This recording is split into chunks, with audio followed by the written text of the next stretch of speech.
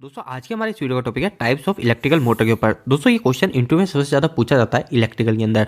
और दोस्तों इस वीडियो के अंदर आपको अच्छे से समझ में आए तो मैं आपको टाइप्स तो बताऊंगा ही और साथ साथ उस मोटर के यूजेस भी बताऊंगा जिससे आपको काफी अच्छे से समझ में आ जाए। तो दोस्तों वीडियो को स्टार्ट करते हैं। तो दोस्तों अगर आपसे कभी इंटरव्यू के अंदर इलेक्ट्रिकल मोटर कितने प्रकार की होती है यह पूछा जाता है तो आपको उनको क्लियरली आंसर देना है कि हमारी मोटर को 3 भागों में बांटा जाता है। ये 3 भाग कौन कौन से है? तो दोस्तों सबसे पहला जो भाग हो गया वो है हमारी एसी मोटर। ठीक है, आप सभी ने सुना है एसी मोटर। जो भी मोटर हमारी एसी करंट से चल रही है वो कहलाएगी हमारी एसी मोटर। इसके बाद में आपको दूसरा भाग बताना है, वो बताना है डीसी मोटर। जो भी मोटर हमारी डीसी सप्लाई से चलेगी वो कहलाएगी हमारी डीसी मोटर।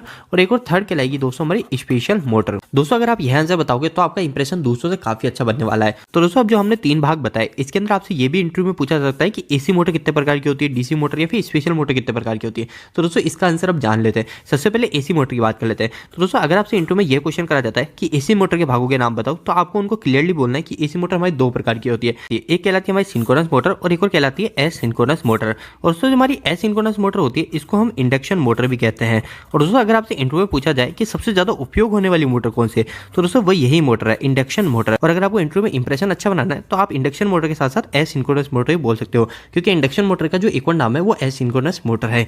अब दोस्तों आपको ये तो क्लियर हो गया कि हमारी एसी मोटर के अंदर 2 टाइप्स होते हैं, एक सिंक्रोनस और एक एसिंक्रोनस, जिसको हम इंडक्शन मोटर भी बोल सकते हैं। पर दोस्तों मैंने आपको कहा था कि मैं आपको इसके यूजेस बताऊंगा ताकि आपको याद रहना काफी आसान हो जाए। तो दोस्तों हमारी जो सिंक्रोनस मोटर होती है, एसिंक्रोनस मोटर तो आपने कई जगह देखी, पर जो हमारी सिंक्रोनस मोटर होती है ये दोस्तों कहाँ उपयोग ली जाती है? तो दोस्तों ये ज्यादातर हमारे पावर फैक्टर मेंटेन के लिए उपयोग की जाती है। अब दोस्तों आप ये बोलेंगे कि पावर फैक्टर मेंटेन के लिए हमारी कंपनी में कैपेसिटर का इस्तेमाल किया जाता है, पर दोस्तों कैपेसिटर हमारे किया जाता है, पर दोस्तों जहां पे बड़े बड़े जो पावर प्लांट होते हैं, जहां पे हमारी इलेक्ट्रिसिटी को बनाया जा रहा है, वहां पे हमारे कैपेसिटर बैंक की जगह सिंक्रोनस मोटर का इस्तेमाल किया जाता है पावर फैक्टर इंप्रूवमेंट के लिए। इसके अलावा दोस्तों जहां पे हमको कांस्टेंट स्पीड चाहिए होती है, मतलब हमारी स्पीड में कोई वेरिएशन ना आए, तो वहां पे हमारे सिंक्रोनस मोटर इस्तेमाल किया जाता है। अब ऐसी जगह कौन सी है? तो दोस्तों हमारी जो पेपर प्रिंटिंग की मशीन होती है वहां पे हमको काफी ज्यादा एक्यूरेसी चाहिए होती है, तो वहां पे सिंक्रोनस मोटर का इस्तेमाल किया जाता है। अब दोस्तों एसिंक्रोनस मोटर जिसको इंडक्शन मोटर बोलते हैं, इसका यूजेस कहाँ होता है? तो दोस्तों इसका यूजेस तो आपने अपनी कंपनी में सबसे ज्यादा ही देखा होगा। इसमें दोस्तों 2 भाग होते हैं। जो हमारी इंडक्शन मोटर होती है, इंडक्शन मोटर 2 प्रकार की होती है। एक होती है दोस्तों हमारी स्क्वायर केज इंडक्शन मोटर और एक और कहलाती है हमारी स्लिप रिंग इंडक्शन मोटर। जो दोनों मोटर होती है इन दोनों को मोटर का नाम जो इसके रोटर के ऊपर ही रखा गया है। जो हमारा स्लिप रिंग इंडक्शन मोटर होती है, ये स्लिप रिंग जो इंडक्शन मोटर होती है इसका जो रोटर होता है इसमें एक स्लिप रिंग होती है। ये स्लिप रिंग मोटर उस जगह लगाई जाती है जहां पे हमको स्टार्टिंग में काफी ज्यादा हाई टॉर्क की जरूरत होती है। जैसे आपने देखी हमारी क्रेन जो होती है, उस क्रेन के अंदर जो होस्टिंग के लिए, जो हमारा वेट लिफ्टिंग के लिए हमको उठाना या नीचे करना होता है, वहां पे हम अधिकतर स्लिप रिंग इंडक्शन मोटर का ही उपयोग करते हैं। अब दोस्तों एसी मोटर के बाद में हम बात कर लेते हैं डीसी मोटर की। अगर आपसे इंटरव्यू पूछा जाता है कि डीसी मोटर कितने प्रकार की होती है तो दोस्तों उस समय आपको आंसर देना है हमारी डीसी मोटर को 4 भागों में बांटा जाता है। नंबर 1 है दोस्तों डीसी शंट मोटर। अब दोस्तों डीसी शंट मोटर कौन सी है? हमारी दोस्तों जितनी भी आपको कहीं पे डीसी मोटर मिलेगी ना, उसमें आप ये समझ लीजिए 80% जो चांस होंगे वो डीसी शंट मोटर के होंगे, क्योंकि डीसी शंट मोटर सबसे ज्यादा उपयोग की जाने वाली मोटर है डीसी में।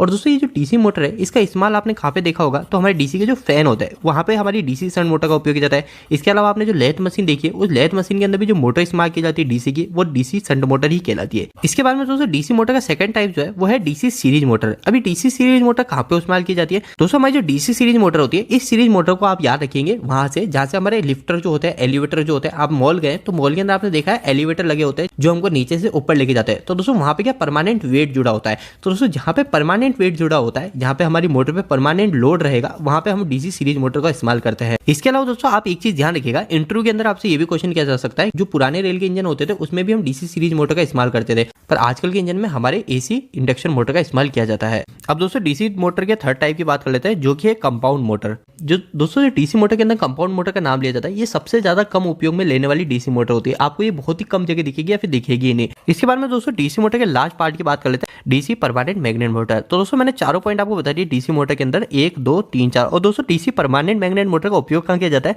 दोस्तों ये जो मोटर होती है इसके अंदर एक परमानेंट मैग्नेट लगा होता है। तो दोस्तों ये परमानेंट मैग्नेट लगे होने के कारण इसकी जो स्पीड होती है वो स्पीड काफी तेज होती है। तो हमारे जो घरों के अंदर जो बच्चे के लिए टॉय कार लाते हैं, उस कार के अंदर हमारी डीसी परमानेंट मैग्नेट होती है। इसके अलावा जो आपने देखे हमारे जो कंप्यूटर के फैन होता है, वो कंप्यूटर के फैन कितनी तेज घूमता है, उस फैन के अंदर हमारे डीसी परमानेंट मैग्नेट मोटर का उपयोग किया जाता है। दोस्तों अब इलेक्ट्रिकल मोटर के तीसरे टाइप्स की बात कर लेते हैं, जो कि स्पेशल मोटर। अब दोस्तों स्पेशल मोटर के अंदर कौन कौन सी मोटर होती है? तो सबसे पहली मोटर है वो है यूनिवर्सल मोटर। दोस्तों ये काफी इंटरेस्टिंग मोटर है। ये जो मोटर है आपको कैसे याद रखना है? आपको याद रखना है कि हमारी एसी और डीसी सप्लाई से चलने वाली जो मोटर है वो हमारी यूनिवर्सल मोटर है। दोस्तों आपसे इंटरव्यू में ये भी क्वेश्चन किया जा सकता है कि हमारी ऐसी कौन सी मोटर है जो एसी सप्लाई से भी चलती है और डीसी सप्लाई से भी चलती है, तो आपको वहां पे बताना है यूनिवर्सल मोटर हमारी ऐसी मोटर है जो एसी और डीसी दोनों से चलती है।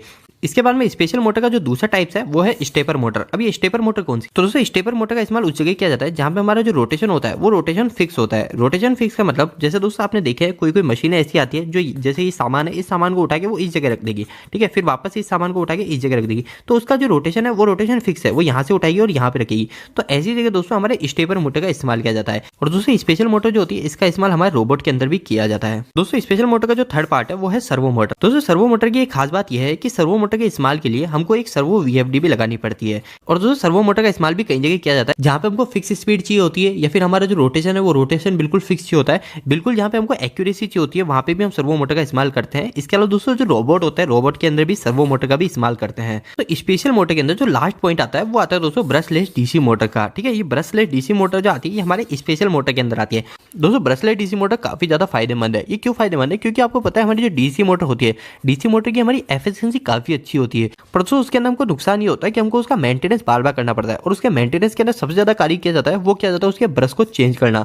तो दोस्तों हमारी जो ब्रशलेस डीसी मोटर होती है ये ब्रशलेस डीसी मोटर की एफिशिएंसी काफी अच्छी होती है क्योंकि इस मोटर के अंदर हमको बार बार ब्रश चेंज करने की प्रॉब्लम नहीं होती है। इस मोटर के अंदर ब्रश नहीं लगे होते हैं। दोस्तों इस मोटर को आप फ्यूचर मोटर भी बोल सकते हो क्योंकि इसकी हाई एफिशिएंसी के चलते इस मोटर का काफी ज्यादा भविष्य में इस्तेमाल किया जाएगा। तो दोस्तों उम्मीद है कि आज आपके टाइप्स ऑफ इलेक्ट्रिकल मोटर्स जुड़े सवालों के जवाब मिल गए होंगे। दोस्तों